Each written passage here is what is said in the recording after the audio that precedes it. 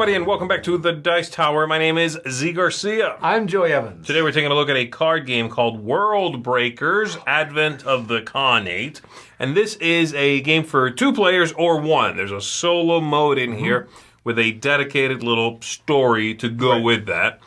I'm gonna touch on that just a little bit, but we're mostly gonna be focusing here on the 2-player mode in here. This is very trading card game-esque in the way it is presented, in the way it plays out, in which you have a deck of cards composed of between 1 and 4 factions, whatever you want to mix in there, and you are going to take that deck up against your opponent, combat, playing characters, trying to amass power, and if you get to a certain number of power before your opponent does, you are going to win the game, okay? That's the idea. It has a very interesting theme, the sort of Mongolian setting, but with fantasy laid on top of that. Yes. And before we get too much farther into it, let's go ahead and take a look at how it works, and we'll be right back. In the game, each player is going to have their own deck of cards. They're going to have their own world breaker here, and they are going to each be pursuing 10 power. As soon as a player has 10 power, when we check the step for victory, if somebody has 10 or more and they have more than the opponent, then they win the entire game, all right? So the game is going to be round after round until that is achieved. You begin with 5 cards from your shuffled deck, 5 of this resource called Mythium, think your money basically, and we pick a random start player. In this case, I'm represented by the brown, my opponent by the blue, so I will be first, as you can see right here. So, we are going to be taking actions back and forth. I'll take an action past this over here. My opponent will take one past this until we've each taken 4 actions. Then we do, that's the action phase, then we do the rally phase, where we see if anything says rally and has an ability. We are going to ready all of our cards. We are going to get 2 Mythium each. From right here, we are going to each draw a card, check if somebody wins, and if not, then we flip this over to the other side, and the other player is the start player. We do it again, do this again, and so on, like I said, until the game is over. So what can you do during the action phase? Well, it's right here. You take one of these actions. So here's my opening hand. I have 5 of these, 5 of these. And I am going to take one of these actions. So for one action, I can gain 1 Mythium. I take it from here, add it to my pool. I can draw a card from my deck. I could pay 2 Mythium to gain 1 standing with any guild. What is standing? Well, I begin with 1 standing of my own Worldbreakers faction there. And standing is what you need. It's one of the 2 things you need to play a card. So cards have a cost in Mythium. This one's 0. This one costs 1. You'll have costs going quite high, such as this one costing 5. But then besides that, they might have a requirement in standing. This card has a requirement of 1 standing in this faction. This one has a requirement of 1 standing in this faction. So if I had 1 standing in that, then I would be able to play this card. And the way I can achieve higher standings is by buying it, paying those 2 Mythiums, and increasing 1. If I want 1 more of that, I can simply do that, or I can tuck a new card underneath. All right? Playing a card is also an action. I can just play that card as long as I can pay for it and fulfill the requirement in standing.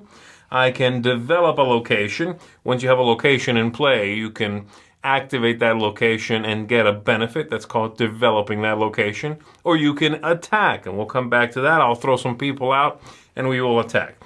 So that's the general flow of the game.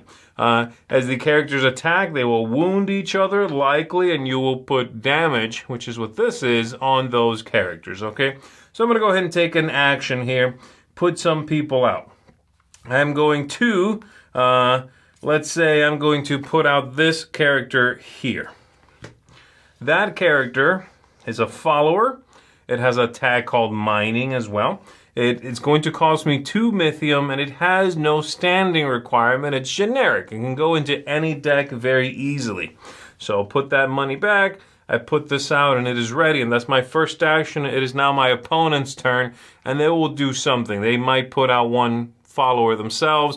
They might play an event, or they could put out a location. And those are your card types. Followers, events, they do something and go away, or locations, which also stick around. Let's say they put somebody out, it comes back to me, and let's say I'm going to put out a location.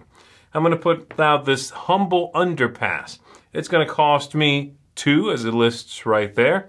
And so I'll pay 2 from here. These are 3s on one side and 1 on the other, so I can just flip that over. And now for each of these levels, if you would, I'm going to put a token on this card. So 1 for the 1, 1 for the 2 there. And the develop a location action entails me removing the topmost and taking the ability there. In this case, gain 2 Mythium and 1 power. So I would gain 2 of these, and I would gain a power. Again, 1/10 of the way towards winning. Of course, you're seeing me take actions without my opponent interrupting me, but they would go after every single one of my actions. Now, let me go ahead and set up some fighters here and show you combat. Now, let's say it's my turn to take an action here, and this is the board state. I'm going to choose to attack, the last option right here. When I choose to attack, I will attack with as many of my followers as I want to. They have to be ready, though. They cannot be exhausted. And so ready looks like this, exhausted looks like that. I'm going to choose as many as I want to, and I will exhaust them and declare them as attackers.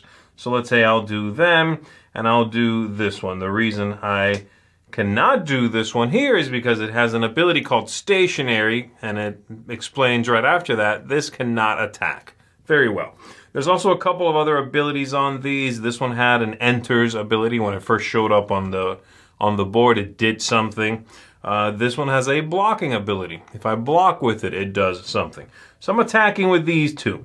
It is now my opponent's chance to block.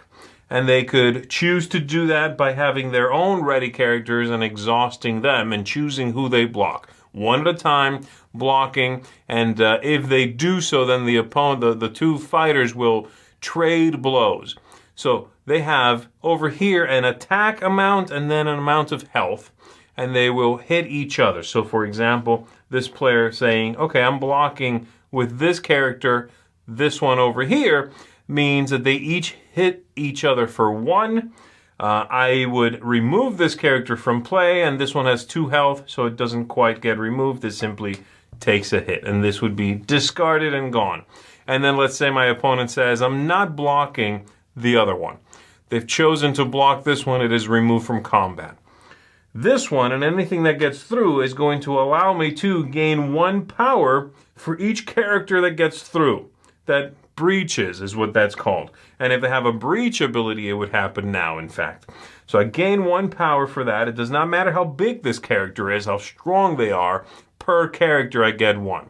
And also, if they had a location, I would remove the topmost token from that location without triggering it. Therefore, hurting my opponent, not letting them develop that location and get a little benefit. Every location, by the way, once they are fully developed or the tokens are all removed, then you just discard that card. That's all it does. So this one gets through. I get my 1 power. That's it for my combat, and then it goes back to my opponent. There's a few characters that have some combat abilities. I'd say when they attack, they do something. Or this one, for example, has this overwhelm keyword that says when this defeats a blocker, gain 1 power. So you want to be careful with that one. If you block them and they kill you, they get a power anyway. So something to be mindful of. But that's the general flow. We're developing our board. We're putting in people and putting in locations, gaining Mythium, spending it on cards, gaining this power, and trying to get to 10 or more, having more than our opponent when we check for victory, and therefore achieving success. That is, in broad strokes, the way the game works. I like the setting here, and I think it stands apart from a lot of other, I don't know, trading card game adjacent games. I agree, because it's almost, well, not almost, it is a kind of based in reality. It's based in reality. Like it is based in a place and historical, Marco Polo's in the game, historical figures, but then it has this sort of mysticism and I mean, the resource is called Mythium, right? Right. It has this laid on top of it, which is a nice take on that, you know. I like the mixture of the different flavors. It feels distinct. It has its own vibe. But the main thing that comes out at me when I think of this game, when I play it, is that it feels like a trading card game, but also like an old school trading card game. It has that look, it has that artwork, it has that feel a little bit. The only thing it doesn't have of those kinds of games is that tremendous complexity that used to come hand in hand with these old trading card games.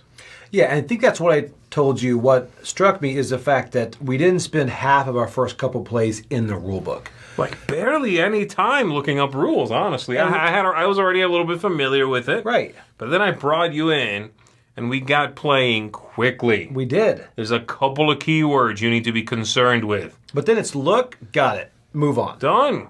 Yeah, that's impressive, and that keeps the game moving. It also has that really neat thing that we've seen recently in the Star Wars, the new Star Wars Unlimited trading card game, which is this feeling of, I take an action, go. You take an action, back to me. I take an action, go. And so it keeps you involved. Mm-hmm. It's not, okay, it's my turn. Untap. Ready. Okay, I'm going to draw a card. I'm going to cast a spell. I'm going to exhaust all these things. Wait, I'm going to cast another spell and draw and look through my deck. And then the other player's just kind of like, okay, yeah, okay. No. You're volleying back and forth. Right. It's got a really nice cadence to the whole thing. And then you wrap up the turn, flip over your little board, you're right back in. And you're done. And that's the thing. That round tracker feels like almost like a chess timer. When you're like, go, done, go, done. You know? And it's just boom, boom. And I also like on that, the whole tracker, I found myself timing when I get those two turns together, or I know you're about to get two turns together. Right. That right there is a really neat little, I'm getting towards the end of the round. I have to go ahead and use my guys, or I've got to get something up because you're about to get two turns. Right. You know, so that, I think, adds that little level of complexity to it. Yeah, it's interesting. There's no funky timing stuff, but there is an interesting cadence that you can use to your advantage, you know, and a lot of things you can sort of manipulate the game to do for you. So that's a lot of praise. We are heaping on to it, but I have some other issues with this game. For one thing, let's talk about that solo mode. Okay, you haven't played the solo mode. I've messed with the solo mode a little bit, and it just didn't captivate me. I thought it tried to do a couple too many things. So it tries to be story driven, okay? It's about, this is not a spoiler, but it's like, you know, Marco Polo going into this land, trying to convince these people to do something for him, traveling. So the story, the little cards, the book, tell you what you must include in your deck and what your opponent's deck must be. So it's very on rails. Like, I can't just make a deck and play against this thing. It's exactly the story. This is what you do. And so there's a little flavor story.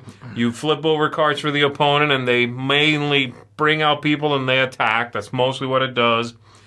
Once you pass that stage and you go to Chapter 2, you do a little drafting in between, and you go into another flip over their cards. They put out new guys, or they attack you. Again, it's a little samey. It's a little on rails. Right. The story is not enough story to feel like, oh, it's a story game. The gameplay isn't free enough to be like, wow, it's like playing against somebody else, but I can be by myself. None of the parts shine for me.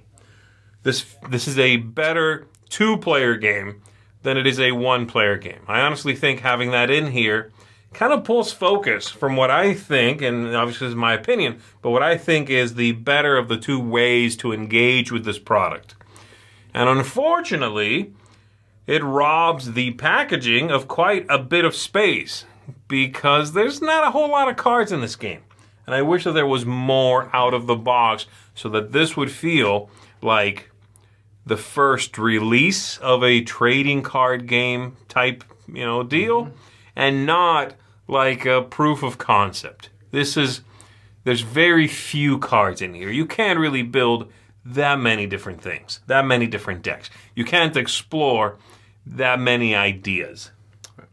And I wish that there was more. Yeah. You know? What did you think as far as the flavors of the different clans, the different groups of people in there? I like how asymmetric every clan was when you put them together, because there are some that are just they're going to get you a lot of money. There's some that are like yours with defense. Well, my people do that whole, there's one of the ones I was using, give you stationary, which means you can't attack. They have a lot of locations. One of them has quite a few locations, which are very powerful. We got a lot of those. Yeah.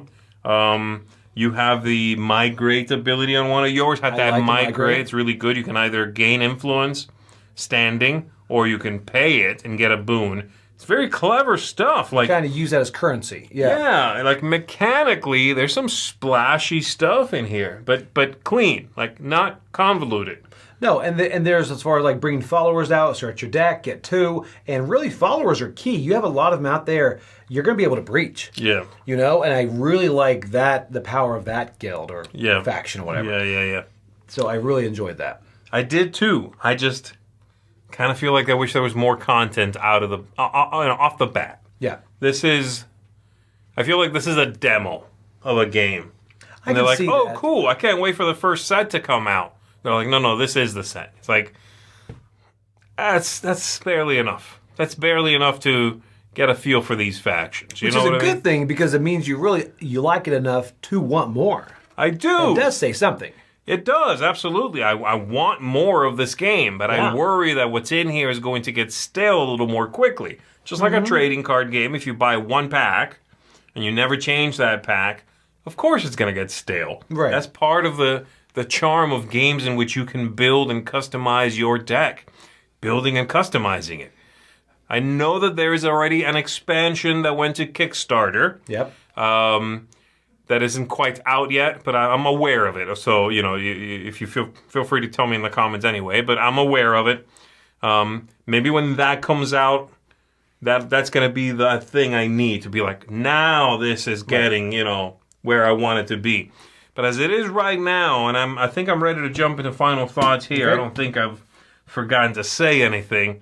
I'm going to come down at a 7 on this one. All right. I like it. I am happy to play more. It's an interesting game that feels both nostalgic. The artwork, the vibe feels very old school TCGs. But it's clean and easy and quick to play. I like the 2-player mode. Don't really like the 1-player mode. So for everything I give it, I kind of take something away. Yeah. I like the gameplay, but it doesn't have enough cards. Overall, though, yeah, I'm happy to play this. I give me a big box of this stuff, and I'm in. That's where I am. I mean, it's like I'm coming at a 7.5, a bit higher. Okay. Just because I really enjoy it. And also, I like the idea of not having a base, like whether it's Star Realms or whatever. You've got that breach.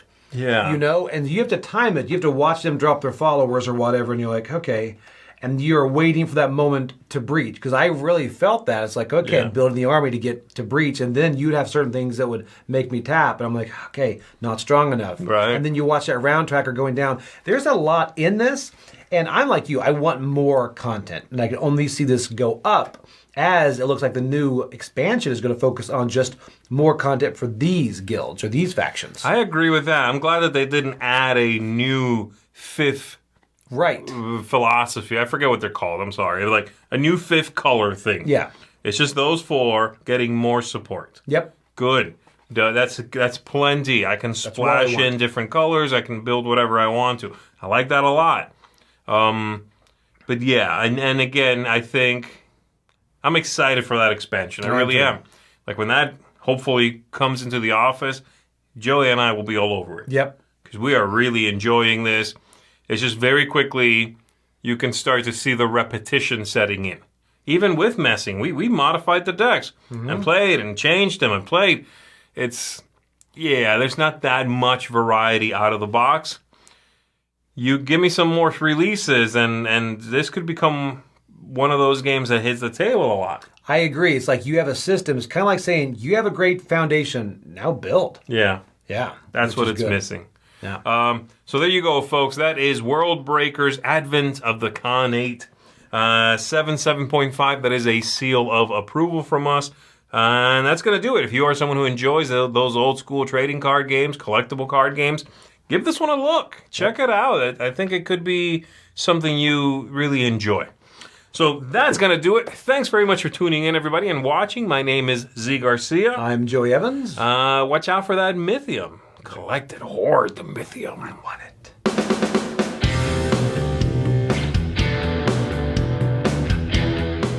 Hey everybody, thanks for watching another video from the Dice Tower. Hey, you want to learn more about us, communicate with us? We have a Facebook group, we have a Discord channel, lots of different ways to get involved with the Dice Tower. And you can find that in our Linktree link below. So just click that, it will take you and you can communicate with us on Facebook, join our Facebook groups. There's lots of cool things that you can find and become part of the Dice Tower. Thanks so much for watching. I'm Tom Vassell.